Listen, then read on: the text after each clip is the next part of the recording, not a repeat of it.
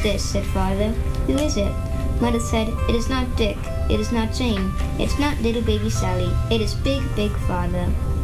Almost 100 years after they were first published. Up, up went the car. "Oh, oh," said Jane. "See the car go up. The car can go for a ride." Kids can still read the classic Dick and Jane books here at Concord Library. You know, it's so funny. My mom and dad remembered the Dick and Jane books. I remember them from school, and we still have them around. They have sort of a lot of timeless appeal for kids who are just beginning to read. Youth Services Manager Rebecca Caston says these latest editions are still great for young readers. There's a lot of repetition. They're very, the pictures match the text, which is super important for kids when they can look at the picture and guess if they can't read all of the words. So they've been around a long time for good reason. Turns out the famous Dick and Jane books have an interesting New Hampshire connection right around the corner at UNH Law School.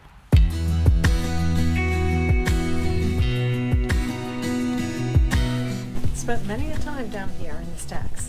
Several years back, Gilmanton resident Nancy Childress took a sharp turn in life. The mother of three decided to get a law degree. I had taught elementary school for many years, and after that my father passed away and I became the steward of all of his artwork and decided I'd like to learn a little bit about how to protect it and how to license it, not only for his works but for other artists and inventors. You see, Nancy and her father are kind of famous. He was an illustrator for Dick and Jane, and she was a model. So I was Sally, my sister was Jane, my mother was the mother, and my oldest brother was a freshman in college at the time, so he could model as the father.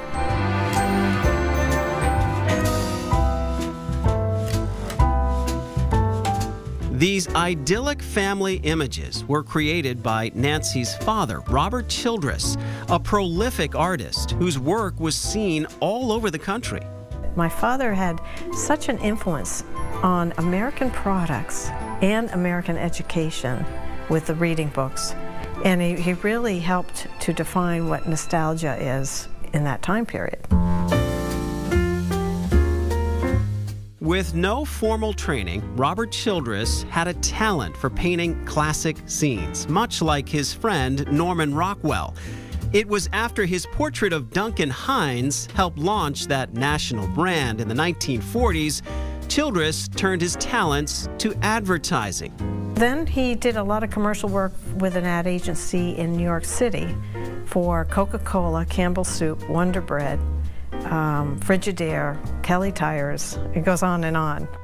All while raising his family in Connecticut, often using his own kids as the models.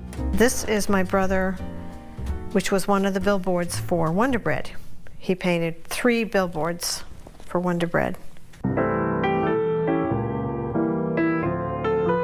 It was in 1958, Bob Childress was invited by a publisher to redo the artwork for the Dick and Jane series.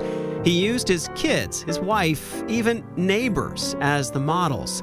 Nancy was only 4 years old when she starred as the famous Sally. Is that you there? That's me with my teddy bear in the chair. Yeah. Do you remember that? No.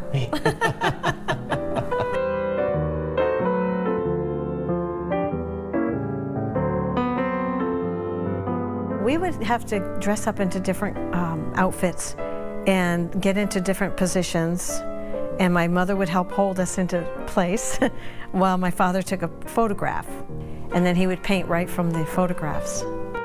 Here's a picture of my sister and me with our hats for the parade in this story. This was a dog named Curly that he used as a Spot in the Dick and Jane books. And that's my brother holding me going down the slide. Bob Childress would even model too. That's him playing the dad.